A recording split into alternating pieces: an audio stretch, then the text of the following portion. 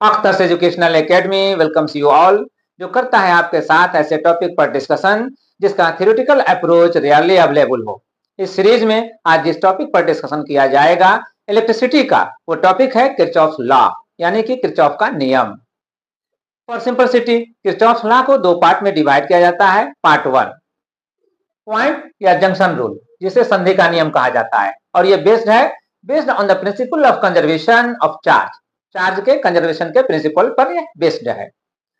और part two, loop rule, जिसे loop या पास का नियम कहा जाता है, और ये based on the principle of conservation of energy, यानी कि ऊर्जा के संरक्षण के सिद्धांत पर आधारित है।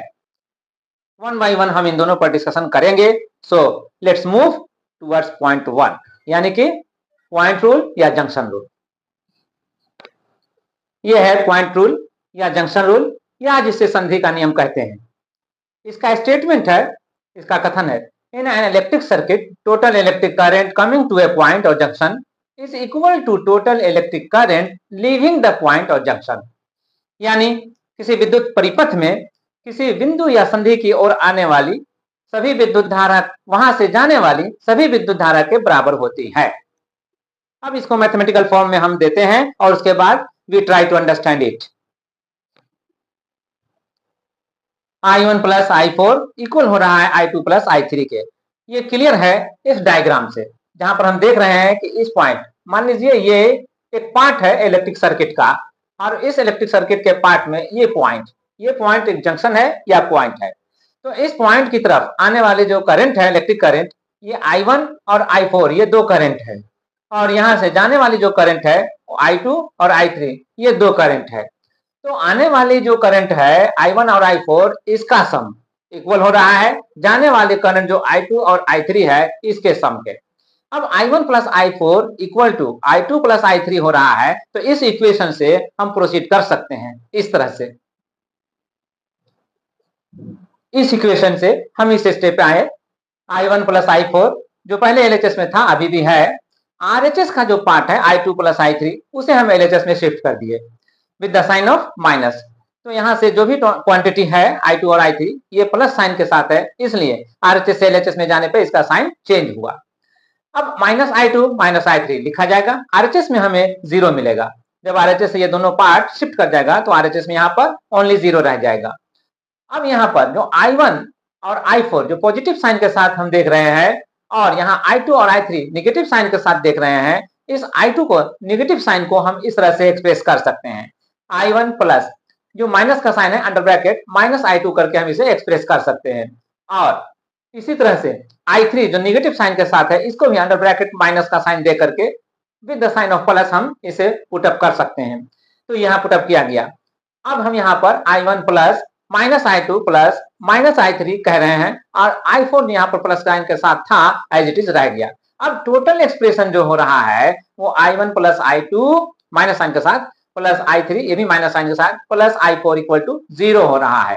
तो ये जो एक्सप्रेशन है, ये जो इक्वेशन है, हमें ये मैसेज दे रहा है कि जितने भी करंट हैं जो इस पॉइंट पर काउंट किए जा सकते हैं, इस पॉइंट पर जो काउंट किए जा सकते हैं, चाहे आने वाला करंट चाहे जाने वाला करंट, आने वाले करंट को हम साइन ऑफ प्लस के साथ और जाने वाले करंट को हम साइन ऑफ माइनस के साथ अगर एक्सप्रेस करें तो इनका अलजेब्राइक सम क्या हो रहा है? 0। यही इसका अदर फॉर्म है एक्सप्रेस करने का। ये स्टेटमेंट है इस इक्वेशन का। इस स्टेटमेंट में क्लियर है, total algebraic sum of all electric currents at a point in an electric circuit is 0। यानी किसी विद्युत परिपथ में किसी बिंदु पर सभी विद्युत धाराओं का बीजगणितीय योग 0 होता है। जिस इक्वेशन में हम साइन ऑफ प्लस और साइन ऑफ माइनस दे करके कंसीडर करते हैं किसी क्वांटिटी के लिए, उसका सम कहलाता है अलजेब्राइक सम, बीजगणितीय योग। तो यहां पर ये 0 हो रहा है। यही फर्स्ट रूल का ये स्टेटमेंट है, कथन है। Now we proceed towards part 2। ये है लूप रूल, जो किरचॉफ्स लॉ का पार्ट 2 है। ये हमें स्टेट करता है, बताता है, इन ए क्लोज सर्किट, जिसे हम लूप भी कहते हैं, called loop, total algebraic sum of all potential differences, यानी पीडीज, शॉर्ट में PDs, is equal to total algebraic sum of all EMF. जितना भी उस लूप में पोटेंशियल डिफरेंसेस बन रहे हैं, डेवलप हो रहे हैं, उसका अलजेब्राइक सम इक्वल होगा उस लूप में जितने भी सोर्सेस हैं इलेक्ट्रिसिटी के, उन सभी के ईएमएफ का अलजेब्राइक सम के बराबर होगा। यही इसका स्टेटमेंट है, यही इसका कथन है। यही यहाँ पर भी एक्सप्रेस किया गया है। किसी बंद परिपथ में, जिसे लूप या पाश कहा जाता है, सभी विभव अंतरों का बीजगणितीय योग उसमें उपस्थित सभी विद्युत वाहक बलों के बीजगणितीय योग के बराबर होता है। अब हम इसे मैथमेटिकल फॉर्म देने जा रहे हैं। लूप रूल के लिए हम मानकर चलते हैं यहाँ पर इस सर्किट में A B C D A, ये एक क्लोज इलेक्ट्रिक सर्किट है, लूप है। तो इसमें हमें अंडरस्टैंड करना है लूप रूल को। इसको अंडरस्टैंड करने के लिए हम एक पर्टिकुलर डायरेक्शन को सिलेक्ट करते हैं, चुनते हैं, और उस डायरेक्शन में चलने पर पोटेंशियल डिफरेंस को हम पॉजिटिव लेते हैं और उसके अपोजिट चलने पर हम पोटेंशियल डिफरेंस को नेगेटिव लेते हैं। ठीक उसी तरह से अगर हम ईएमएफ के लिए कंसीडर करेंगे तो उस डायरेक्शन में आने पर पॉजिटिव और उसके अपोजिट चलने पर नेगेटिव कंसीडर करेंगे। तो आइए इस लूप में हम एंटी क्लॉकवाइज या क्लॉकवाइज सिलेक्ट करते हैं। मैं यहाँ पर एंटी क्लॉकवाइज ले रहा हूं। ये एंटी क्लॉकवाइज डायरेक्शन हमने लिया इस लूप के लिए, A B C D A, ये क्लोज लूप के लिए, क्लोज पाथ के लिए। अगर हम इस डायरेक्शन में चलते हैं तो ये पॉजिटिव डायरेक्शन हम लेंगे। इसके अकॉर्डिंग हर ब्रांच में हम जाएंगे और देखेंगे पोटेंशियल डिफरेंस उसमें इसके अकॉर्डिंग चल रहे हैं या इसको अपोजिट चलना पड़ रहा है। फॉर एग्जाम्पल ब्रांच बी से ए तक में देखते हैं, जिसमें करंट I1, ये जो I1 करंट है वो पास कर रहा है बी से ए की तरफ। तो बी से ए की तरफ पास कर रहा है, तो इस लूप के लिए जो हमने पॉजिटिव डायरेक्शन सिलेक्ट किया है इसके अकॉर्डिंग में हम यहाँ पर चल रहे हैं। इसलिए ये जो पोटेंशियल डिफरेंस बनेगा करंट I1 का इसके अक्रॉस में, रेसिस्टेंस R1 के अक्रॉस में, तो ये जो पोटेंशियल डिफरेंस बनेगा वो कहलाएगा I1 R1 ओम्स लॉ से। तो ये I1 R1 हमें पॉजिटिव लेना होगा। अब इसमें आइए ए से डी तक में, ए से डी तक में आते हैं तो हमें इस डायरेक्शन के जो हमने सिलेक्ट कर रखा है उसके अकॉर्डिंग देखना पड़ेगा। उसके अकॉर्डिंग में देखते हैं तो ये जो करंट है I2, ये उसके अपोजिट लेना पड़ रहा है, ये अपोजिट डायरेक्शन शो कर रहा है। तो अपोजिट डायरेक्शन शो कर रहा है, इसलिए यहाँ पर जो पोटेंशियल डिफरेंस बनेगा I2 करंट का R2 रेसिस्टेंस के अक्रॉस में वो नेगेटिव बनेगा, और तब इसका जो पोटेंशियल डिफरेंस बनेगा वो -I2 R2 लेना होगा। क्लियर? अब आइए इस सेक्शन में, बी से सी वाला सेक्शन में, इसमें जो करंट I3 देख रहे हैं, इस I3 करंट के लिए जो इस R3 रेसिस्टेंस के अक्रॉस में पोटेंशियल डिफरेंस बनाएगा वो पॉजिटिव होगा या नेगेटिव होगा, इसे हम डिसाइड कर सकते हैं इस सिलेक्शन ऑफ डायरेक्शन से। ये जो हमने एंटी क्लॉकवाइज डायरेक्शन लिया है पॉजिटिव डायरेक्शन के लिए, तो इसके अकॉर्डिंग में हम मैच करेंगे। ये जो I3 है वो इसी डायरेक्शन को शो कर रहा है, जो इस तरफ जा रहे हैं उसी डायरेक्शन को। तो इस डायरेक्शन में लिया जाने वाला जो पोटेंशियल डिफरेंस बनेगा वो पॉजिटिव होगा, तो I3 R3 पॉजिटिव होगा।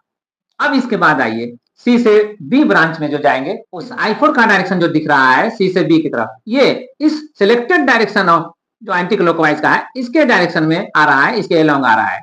तो इसके डायरेक्शन में आने की वजह से ये जो पोटेंशियल डिफरेंस बनाएगा I4 करंट इस रेसिस्टेंस R4 के अक्रॉस में, तो वो पॉजिटिव होगा।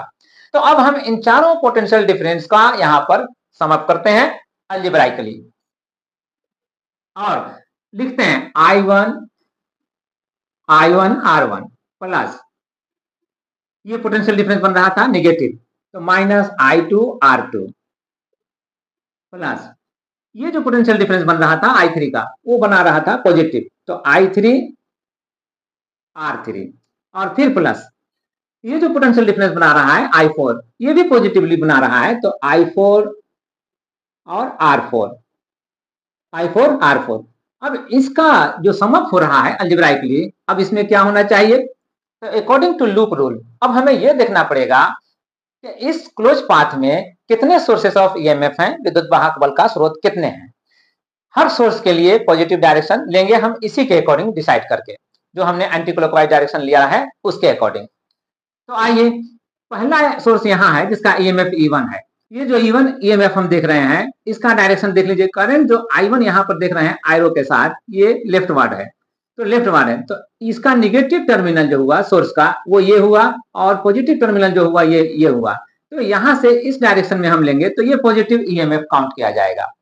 और अब आइए इस डायरेक्शन में ए से डी वाला ब्रांच में, तो इस ब्रांच में हम देख रहे हैं कि ये जो सोर्स है जिसका ईएमएफ E2 है, इस सोर्स का ईएमएफ E2 है, तो ये करंट I2 का जो डायरेक्शन है उसके हिसाब से अगर चलते तो पॉजिटिव लिया जाता, बट हमें इसके अलोंग देखना पड़ रहा है कि ये जो डायरेक्शन हमने सिलेक्ट कर रखा है इसके डायरेक्शन को ये जो करंट I2 है वो अपोज कर रहा है, इसलिए इसका ईएमएफ जो होगा वो निगेटिव लेना पड़ रहा है, तो E2 हमें माइनस में लेना पड़ेगा।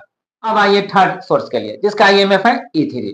अब इसका डायरेक्शन क्या होगा, इसका लोअर टर्मिनल ये है और हायर टर्मिनल ये है, तो लोअर पोटेंशियल और हायर पोटेंशियल, तो हम यहां से अगर इस तरफ जाते हैं तो ये पॉजिटिव काउंट किया जाएगा। एक्चुअली I3 जो इसमें पास कर रहा है इस सेक्शन में D से C में, वो भी लेफ्ट टू राइट पास कर रहा है, तो इसका जो डायरेक्शन है करंट का वो ये सिलेक्टेड डायरेक्शन जो एंटी क्लॉकवाइज में हम ले रहे हैं उसके अकॉर्डिंग है, उसके अलोंग है, इसलिए इसका जो ईएमएफ होगा ये पॉजिटिव होगा, तो E3 हमें पॉजिटिव लेना होगा।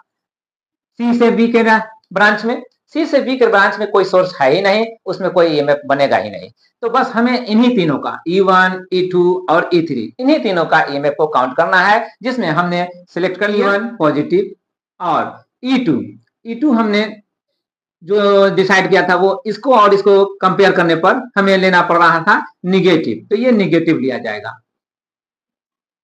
अब उसके बाद इसको पॉजिटिव लिया जाएगा, तो अब हम यहां पर लिखेंगे E1 plus minus of E2 और फिर प्लस वंस अगेन ये E3 है, तो E3, तो ये हुआ algebraic sum of all potential differences और ये हुआ algebraic sum of all EMF. यही लूप रूल का स्टेटमेंट था जो यहाँ पर एक्सप्रेस हुआ। अब हम चाहें तो इन सारी क्वांटिटीज को जो आरएचएस में है उसे हम आरएचएस से एलएचएस में शिफ्ट कर सकते हैं। ऐसा करने पर हम पाएंगे I1 R1 plus minus I2 R2 था, यहाँ पर अभी भी है, I3 R3 यहाँ पर प्लस था, अभी भी है, I4 R4 ये भी प्लस था, अभी भी है। साइन चेंज किया है E1 का, जो यहाँ पर प्लस था आरएचएस में, एलएचएस में लाने पर माइनस हुआ, और साइन चेंज किया हुआ है माइनस E2 का, जो यहाँ पर प्लस था वो भी माइनस हुआ है। I3 जो यहाँ पर पॉजिटिव साइन का साइन था वो भी निगेटिव हुआ है। अब हम वंस अगेन इनके साइन पर कंसीडर करते हैं और फिर रीराइट करते हैं।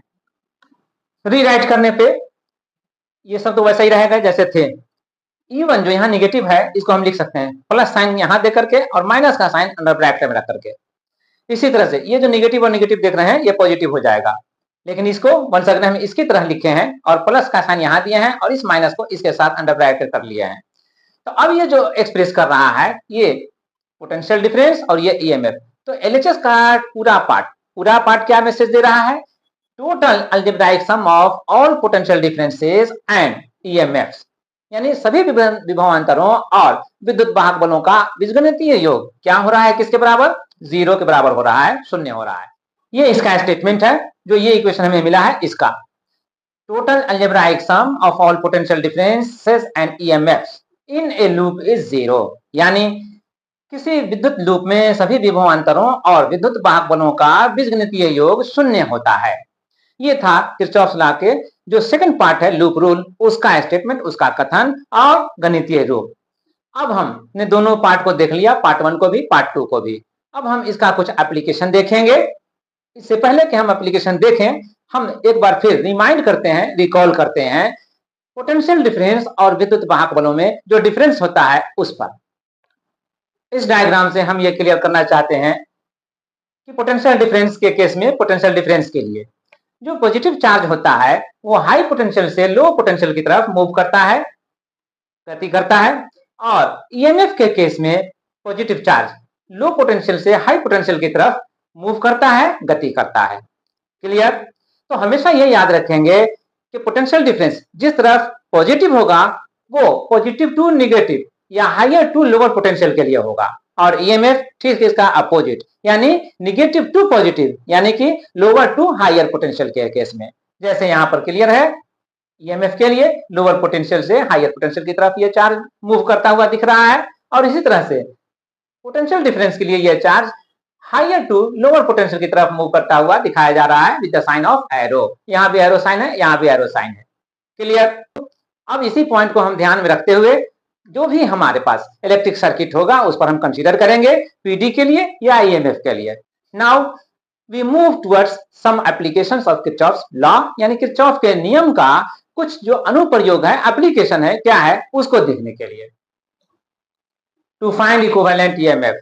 किसी इलेक्ट्रिक सर्किट में अगर बहुत सारे सोर्सेज कनेक्टेड हैं एक दूसरे के साथ, तो फिर उनका इक्विवेलेंट सोर्स का ईएमएफ क्या होगा, इसको फाइंड आउट करने के लिए किरचॉफ्स लॉ का हम हेल्प लेते हैं। For example number 1, when two EMFs are connected in series, यानी जब दो विद्युत वाहक बल श्रेणी क्रम में जुड़े हों।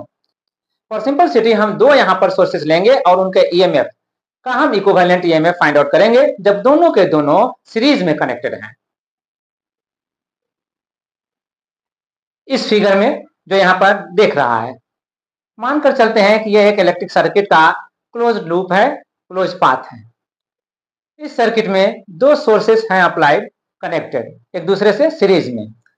सोर्स 1 का ईएमएफ है E1 और सोर्स 2 का ईएमएफ है E2। और यहां पर यह भी मानकर चलते हैं कि इस सोर्स का जिसका ईएमएफ E1 है, इसका इंटरनल रेजिस्टेंस R1 है, और इसका जिसका ईएमएफ E2 है, इसका इंटरनल रेजिस्टेंस R2 है, स्मॉल r1 स्मॉल r2। और इन दोनों को सीरीज में कनेक्ट करने के बाद, जोड़ने के बाद एक एक्सटर्नल सर्किट से कनेक्ट कर दिया गया। इनके एंड्स को, इनके छोरों को एक बाहरी प्रतिरोध से कनेक्ट कर दिया गया विद्युत धारा उसमें प्रवाहित करने के लिए। तो अब यहाँ पर इलेक्ट्रिक करंट जो पास करेगा, वो चूंकि सीरीज में हम देख रहे हैं, तो E1 और E2 दोनों के लिए सीरीज किस तरह से है, यहाँ पर देख लें।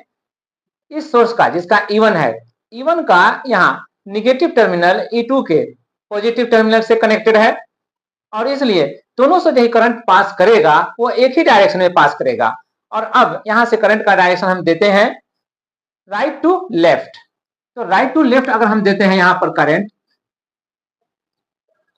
जो करंट सप्लाई करेगा ये सोर्स और ये सोर्स, दोनों का करंट सप्लाइड यहां पर से देख रहे हैं आई है सप्लाइड करंट, और ये करंट यहां से आउट होकर के इस एक्सटर्नल सर्किट के जिसका रेसिस्टेंस R है, कैपिटल R, इससे पास करेगा और इसके अक्रॉस में पोटेंशियल डिफरेंस को डेवलप करेगा।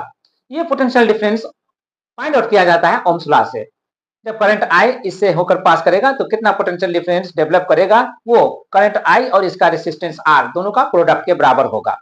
तो ये I into R potential difference हो जाएगा, प्लस यही करंट I जब इधर से होता हुआ यहां पर आएगा और जब इस सोर्स से पास करेगा जिसका ईएमएफ E2 है और इसका इंटरनल रेजिस्टेंस R2 है, तो इसके अक्रॉस में भी, इसके अंडर में भी जो पोटेंशियल डिफरेंस बनेगा वो इस करंट को इस रेजिस्टेंस से मल्टीप्लाई करके जो प्रोडक्ट आएगा उसके बराबर दिया जाएगा। पोटेंशियल डिफरेंस इसमें भी जब बनेगा सो उसी तरह से वही करंट जब यहां से पास करता हुआ इस सोर्स के लिए आएगा तो लोअर टर्मिनल से हायर टर्मिनल की तरफ जाएगा, तो इसमें भी इसका इंटरनल रेजिस्टेंस R1 है, और इस R1 के वजह से भी इसके अंदर में एक पोटेंशियल डिफरेंस डेवलप होगा और वो दिया जाएगा I इंटू R1। तो टोटल पोटेंशियल डिफरेंस जो इसमें डेवलप हो सकता है वो I R1 और I R2, ये तीनों डेवलप जो होंगे पोटेंशियल डिफरेंस, इन दोनों को हम ऐड करेंगे, इन तीनों को ऐड करेंगे, और ऐड करने के बाद लूप रूल से जो इस क्लोज पाथ में जितने भी ईएमएफ्स अप्लाइड हैं सोर्सेस के, उनका हम अलजेब्राइक सम लेंगे और उसके इक्वल करेंगे, बराबर करेंगे। तो दोनों का जो ईएमएफ है दोनों सेम डायरेक्शन में है, तो करंट के डायरेक्शन को अगर हम मान लेते हैं ये एंटी क्लॉकवाइज में, तो ईएमएफ भी इस डायरेक्शन को फॉलो कर रहा है, इसलिए ईएमएफ का जो E1 है ये ईएमएफ उसको फॉलो कर रहा है, और E2 भी जिसका ईएमएफ E2 है ये भी फॉलो कर रहा है करंट के डायरेक्शन को, यानी एंटी क्लॉकवाइज डायरेक्शन को। अगर एंटी क्लॉकवाइज डायरेक्शन को हम पॉजिटिव डायरेक्शन सिलेक्ट कर लें तो फिर E1 और E2 डायरेक्टली ऐड हो जाएंगे, तो ये E1 प्लस E2 इक्वल होगा ये जो तीनों पोटेंशियल डिफरेंस डेवलप हो रहे हैं उसके। अब यहाँ हम इस लूप रूल से यहाँ पर कह सकते हैं इन द फिगर शोन, क्या कह सकते हैं, जितने भी पोटेंशियल डिफरेंसेस बन रहे हैं अभी हमने काउंट किया, उनका सम कितना होगा, IR plus IR1 plus IR2, ये जो होगा वो पोटेंशियल डिफरेंस डेवलप होगा इसमें, इसमें और इसमें, इन तीनों का सम हो गया, अलजेब्राइक सम तीनों पॉजिटिव साइन के साथ आ रहा है। तो ये इक्वल होगा टोटल जो ईएमएफ है इसमें जो कनेक्टेड है सोर्सेस उसके, और ये दोनों जैसा कि हम पहले भी एक्सप्लेन कर चुके कि E1 और E2 दोनों सेम डायरेक्शन को फॉलो कर रहा है, एंटी क्लॉकवाइज डायरेक्शन को पॉजिटिव लेने पर पॉजिटिव कंसीडर करेंगे, तो फिर E1 प्लस E2 ये होंगे E1 प्लस E2। अब हम यहाँ पर करंट I को हम एक साथ कर लें, कॉमन ले लें, तो यहाँ पर क्या बचेगा R plus R1 plus R2, ये अंडर ब्रैकेट टर्म्स हो गया, और यहां पर क्या रहेगा, E1 प्लस E2। लेकिन E1 प्लस E2 जो हो रहा है, अब हम इसे यहां पर रहने देते हैं और चलते हैं एक इक्वेशन नाम दे करके 1। अब हम कहा चलते हैं, आते हैं इस सर्किट में जो हम देख रहे थे, दो सोर्सेस E1 और E2 EMF वाले, इन दोनों सोर्सेस को रिमूव कर दिए और जितना ये इफेक्ट पैदा कर रहा था, यानी जितना करंट सप्लाई कर रहा था दोनों मिल करके, उतना ही करंट सप्लाई करने वाला हमने एक अलग सोर्स लिया जिसका EMF E है। और जितना इन दोनों का इंटरनल रेसिस्टेंस हो रहा था, इसमें R1 और इसमें R2, इन दोनों का इक्विवेलेंट यानी कि सेम इफेक्ट पैदा करने वाला इंटरनल रेसिस्टेंस R, ये जो R है, यहां पर आप इस सर्किट में आप कह सकते हैं R1 प्लस R2। इन दोनों के बदले में जो सेम इफेक्ट पैदा करने वाला रेसिस्टेंस है इंटरनल सोर्स का, ये R हम ले रहे हैं। तो इस सर्किट में अगर हम करंट को देखें तो करंट भी इसमें फिर वही एंटी क्लॉकवाइज डायरेक्शन को फॉलो करेगा और ये डायरेक्शन इस तरह से पास आउट होगा। मान लीजिए ये करंट I है जो ये सप्लाई कर रहा है, ये सोर्स जिसका EMF E है और रेसिस्टेंस इंटरनल रेसिस्टेंस R है, ये करंट I सप्लाई कर रहा है। तो अब ये करंट I जब इस एक्सटर्नल सर्किट से, जिसका रेसिस्टेंस वही है R, जो एक्सटर्नल सर्किट का रेसिस्टेंस था, इस R से पास करेगा तो इसके अक्रॉस में एक पोटेंशियल डिफरेंस बनाएगा और ये पोटेंशियल डिफरेंस कितना बनेगा, ये potential difference bye Ohm's law I times R यानी IR का प्रोडक्ट, तो ये होगा। यही करंट I जब यहां तक आएगा और उसके बाद लोअर पोटेंशियल से हायर पोटेंशियल की तरफ सोर्स के अंदर जाएगा, जिसका इंटरनल रेसिस्टेंस R है, तो इसके अक्रॉस में भी एक पोटेंशियल डिफरेंस बनाएगा और वो होगा I टाइम्स ये R, स्मॉल r। तो इन दोनों का प्रोडक्ट अब लेते हैं IR और इन दोनों का प्रोडक्ट लेते हैं IR, दोनों को हम ऐड करते हैं, टोटल पोटेंशियल डिफरेंस ये होगा। फॉर सिंपलिसिटी यहां पर डायरेक्शन जो हम सिलेक्ट करते हैं एंटी क्लॉकवाइज डायरेक्शन पॉजिटिव के लिए, इसमें भी शो कर देते हैं और यहां पर भी जो हमने डायरेक्शन लिया था इसको भी शो कर देते हैं। अब यहां पर ये IR plus IR equal to E इस सर्किट के लिए हम कंसिडर कर रहे हैं। अब यहां पर अगर I को कॉमन ले लिया जाए, इसका इक्वेशन नंबर 2 देने के बाद हम कंपेयर करते हैं 1 और 2 को। 1 और 2 को कंपेयर करने में हम 1 को डिवाइड करते हैं 2 से, क्या मिलेगा हमें, बाय 1 डिवाइडेड बाय 2, ये हमें मिलेगा I टाइम्स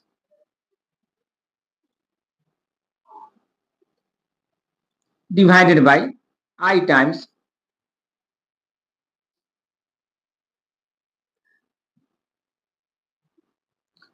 ये मिलेगा। अब इसमें जो कॉमन फैक्टर है I दोनों कैंसिल हो जा रहा है, ये रिलेशन आएगा। क्रॉस मल्टीप्लाई करने में इस न्यूमरेटर को हम RHS में ले जाते हैं और डिनोमिनेटर बनाते हैं इसका, और इस डिनोमिनेटर को RHS से LHS में लाने पर न्यूमरेटर बनाते हैं इसका, तो ये न्यूमरेटर हो गया। अब हम इसे यहाँ पर कंपेयर करते हैं। कंपेयर करने पे क्या पाते हैं, ये R इससे इक्वल हो रहा है और ये R इसको रिप्लेस कर सकता है इक्वल होने पर। उसी तरह से अब ये E1 प्लस E2 किसको रिप्लेस करेगा, इस E को। तो हम यहां पर कह सकते हैं क्लियरली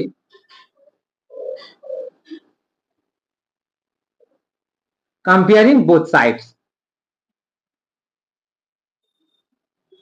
दोनों तरफ तुलना करने पर,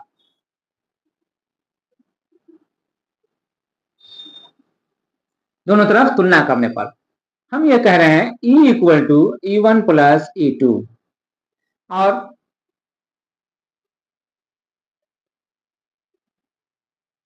R equal to R1 plus R2, यही हमारा रिक्वायर्ड रिजल्ट है। तो अब हमारे लिए वो सोर्स जिसका IMF रिप्लेस होगा E1 प्लस E2 बराबर E से, और उसका इंटरनल रेसिस्टेंस किसके बराबर होना चाहिए, जो दोनों सोर्सेस थे उनके इंटरनल रेसिस्टेंस के सम के बराबर। इस इक्वेशन को अपनाते हुए हम किसी सर्किट में जो सीरीज में दो EMF हैं, फॉर सिंपलिसिटी ही सही, लेकिन दो सोर्सेस हैं, उनके बदले में अगर एक सिंगल सोर्स लाना चाहेंगे तो उसके EMF को फाइंड आउट करने के लिए इस रिलेशन का हेल्प लेंगे, इस इक्वेशन का हेल्प लेंगे। क्लियर।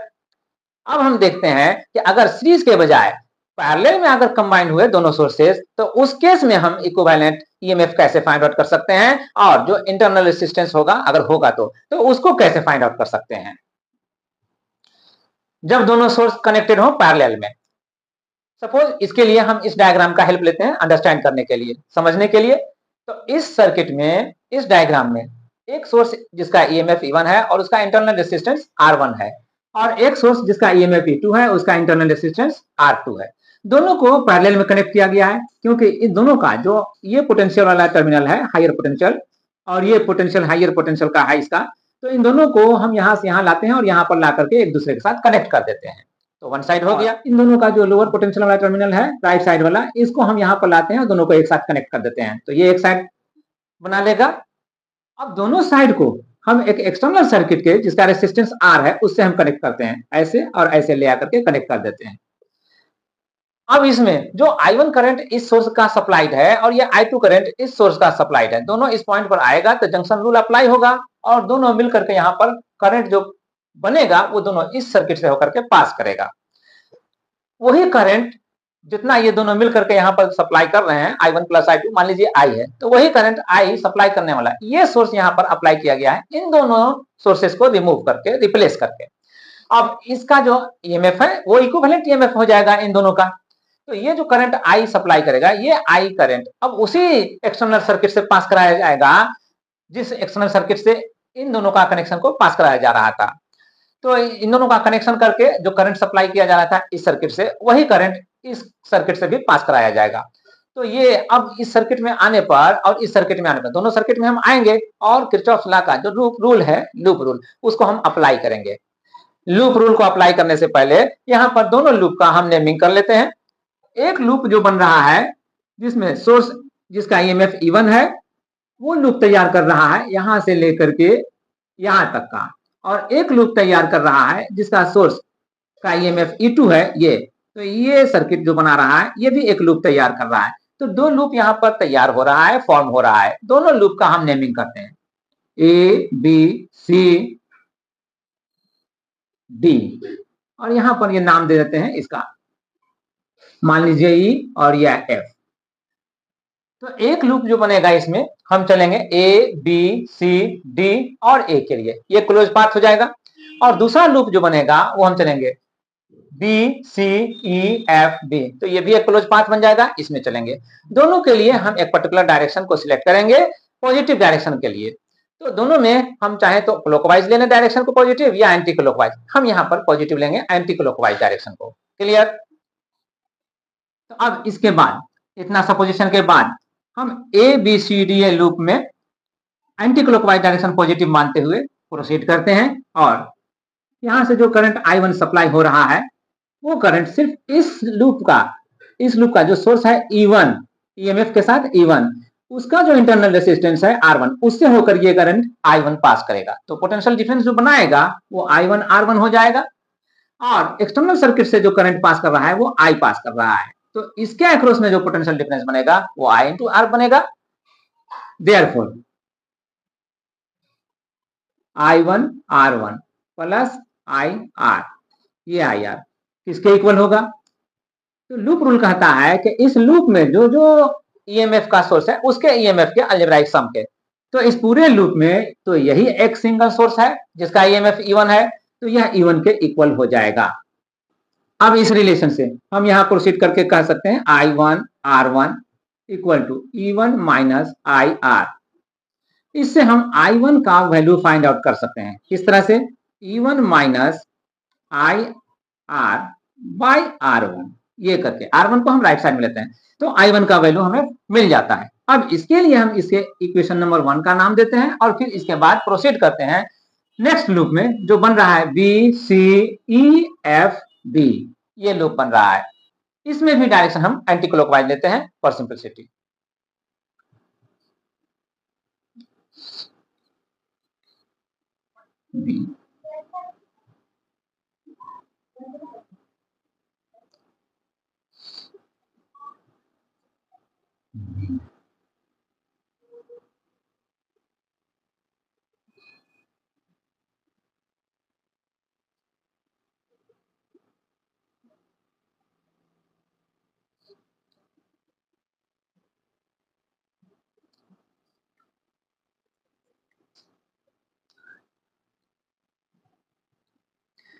जिस रूल से हमने इस इक्वेशन को बनाया था और यहां से हमने I1 का वैल्यू फाइंड आउट किया था, उसी रूल से हम इस इक्वेशन को भी पा रहे हैं।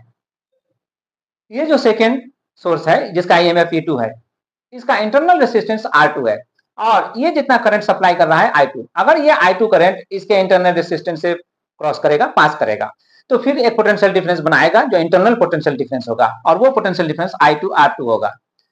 अब इस रेजिस्टेंस से जो एक्सटर्नल सर्किट का है, इससे तो होकर के ये करंट I पास कर रहा है, तो इसका जो पोटेंशियल डिफरेंस बनेगा इसके अक्रॉस में, वो पोटेंशियल डिफरेंस बनेगा I टाइम्स R, यानी कि IR। अब इन दोनों का सम इस लूप में जो भी सोर्स है उसके ईएमएफ के बराबर होगा। ईएमएफ तो सिर्फ एक ही है क्योंकि सोर्स भी एक ही है और इसका ईएमएफ E2 है, तो यह E2 के बराबर होगा। अब उसके बाद यहां से भी हम I2 का वैल्यू फाइंड आउट करेंगे।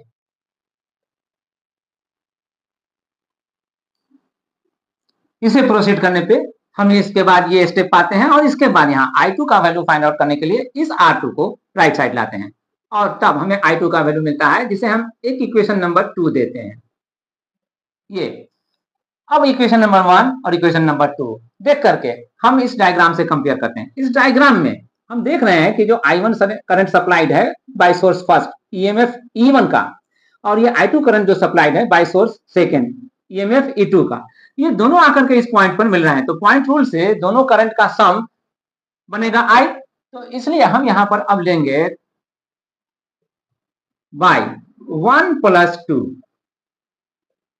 और 1 + 2 करेंगे तो I1 + I2 ये होगा जो कि I के इक्वल होगा। अब यहां पर I1 का वैल्यू पुटअप कीजिए, E1 - IR by R1 plus E2 - IR by R2। तो I1 और I2 दोनों का वैल्यू हमने यहां पर नोट कर लिया, E1 - IR by R1 plus E2 - IR by R2, I1 और I2 का दोनों का वैल्यू। अब इसे इक्वल किसके होना है? I के, बट इस I को भी हम रिप्लेस करना चाहते हो तो हमें अब इस सर्किट के बजाय हमें इस सर्किट में आना पड़ेगा जो इस सर्किट का इक्विवेलेंट सर्किट है। तो इसमें इसका ईएमएफ सोर्स का ई ले रहे हैं, इंटरनल रेजिस्टेंस आर रहे हैं, तो आर और ई लेने के बाद ये आई जो करंट है वो इंटरनली जो पोटेंशियल डिफरेंस बनाएगा वो आई आर हो जाएगा और फिर यही आई जब एक्सटर्नल सर्किट से पास करेगा तो इसका जो पोटेंशियल डिफरेंस बनेगा वो ये बनेगा आई आर।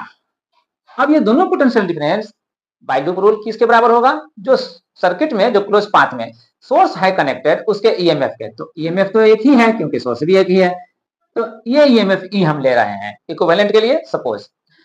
अब यहां पर हम क्या करेंगे, मान लीजिए ये आई हम ले रहे हैं आई आर और इस आई आर को राइट साइड ले जाते हैं ले एलएचएस से, तो ई माइनस आई आर ये हो जाएगा। अब यहां से आई का वैल्यू हम फाइंड आउट करेंगे आर को राइट साइड ले जाकर के, तो ई माइनस आई आर बाय ये हो जाएगा। अब इस आई से इस आई के रिलेशन से हम यहां पर जो आई देख रहे हैं इसको हम रिप्लेस करेंगे और तब हमारे लिए क्या होगा? E minus I R by R. अब हम दोनों साइड में जो देख रहे हैं जो दो दो टर्म है न्यूमरेटर में उसको हम सेपरेट करते हैं। सेपरेट करने पे हमें मिलता है E1 by R1 minus IR by R1 plus E2 by R2 minus IR by R2 और यहां भी E by R minus IR by R। Next step में यहां पर E1 यहां पर E2 इनको हम एक साथ लाते हैं, E1 by R1 plus E2 by R2 ऐसा करते हैं और अंडर ब्रैकेट रखते हैं और यहां पर ये IR और ये IR इसको हम एक साथ रखते हैं IR टाइम्स अंडर ब्रैकेट। हम अगर इसको कॉमन ले लें तो अंडर ब्रैकेट जो बचेगा वो डिनोमिनेटर बचेगा और तब हम इसे लिखेंगे 1 बाई R1 इसके लिए और यहां पर लिखेंगे 1 बाई R2।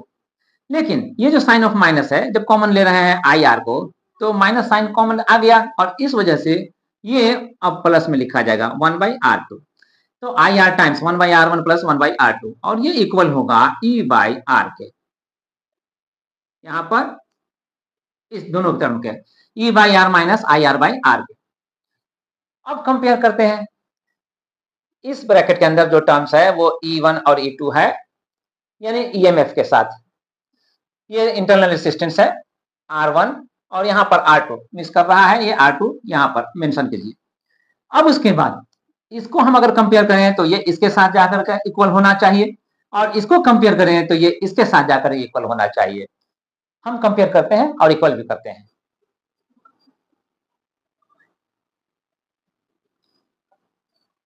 कंपेयर करने पे हम पा रहे हैं E1 by R1 plus E2 by R2 equal होगा इस E बाई R के, तो ये इसके इक्वल कर दिया गया।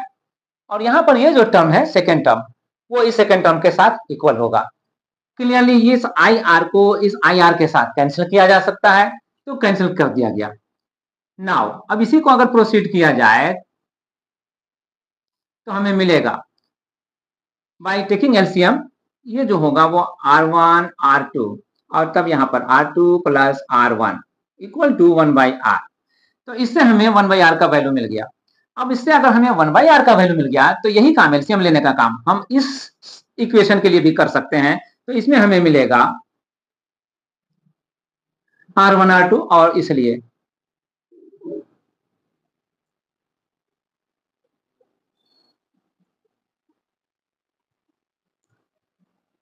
बाय टेकिंग एलसीएम ये सब कुछ सिंप्लीफाई करने के बाद हम यहाँ पर पा रहे हैं E1 R2 plus E2 R1 by R1 R2 equal to E by R। Clearly इसमें जो हम राइट साइड में देख रहे हैं E बाई आर, इसमें E बाई आर को हम E इंटू 1 बाई आर तो एक्सप्रेस कर सकते हैं, यानी कि ऐसे अगर हम इसको ऐसे एक्सप्रेस कर सकते हैं तो इससे हमें फायदा ये होगा कि 1 बाई आर जो यहाँ पर यहाँ देख रहे हैं 1 बाई आर, इसका डायरेक्ट वैल्यू ये जो है इसको यहाँ पर रिप्लेस किया जा सकता है। तो हम रिप्लेस करने पर क्या पाएंगे, लेट्स सी।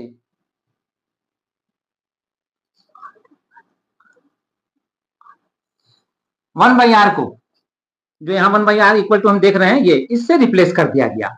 अब रिप्लेसमेंट के बाद क्लियरली आप कह सकते हैं कि R1 R2 राइट साइड और लेफ्ट साइड दोनों साइड से कैंसिल हो जाएगा, तो कैंसिल कर दिया गया। Now E1 R2 plus E2 R1 equal होगा अब E times R1 plus R2 के, R1 प्लस R2 के। यहाँ जो R2 प्लस R1 था एडिशन के लिए ऑर्डर का कोई इफेक्ट पड़ता नहीं है, इसलिए यहाँ पर R1 प्लस R2 लिख सकते हैं। तो अब हम इस E का वैल्यू फाइंड आउट करना चाहते हैं क्योंकि इक्विवेलेंट ईएमएफ तो यही होगा। तो इसी के लिए हम कह सकते हैं कि E equal to E1 R2 plus E2 R1 by R1 plus R2। अब ये E का वैल्यू ये दे देगा, जो भी हमें E1 और E2 का वैल्यू मालूम होगा, नोन होगा with internal resistance R1 R2 के साथ, तो उसमें ये वैल्यूज को पुट अप करेंगे इस इक्वेशन में और सिंपलीफाई करेंगे तो जो भी आएगा वो यहाँ पर इसका ईएमएफ दे देगा। कौन ईएमएफ, जो इक्विवेलेंट होगा इन दोनों के लिए, उसका वैल्यू ये दे देगा। तो ये एक्सप्रेशन होगा। पैरेलल कॉम्बिनेशन में अगर दो सोर्सेस कनेक्टेड हैं तो फिर उसका ईएमएफ क्या होगा उसके लिए।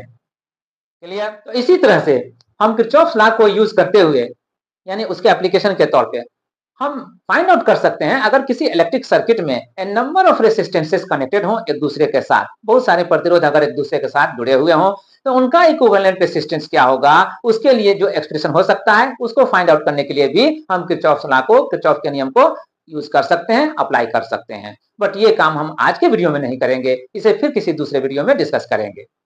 उम्मीद है आज का वीडियो क्लास आपके लिए यूजफुल रहा होगा। अगर हाँ यानी कि आपके रिक्वायरमेंट को ये फुलफिल कर रहा है यानी आपको सेटिस्फाई कर रहा है तो प्लीज अपने फ्रेंड्स में भी इसे शेयर कीजिए ताकि वो भी अपने नॉलेज को एनहेंस कर सके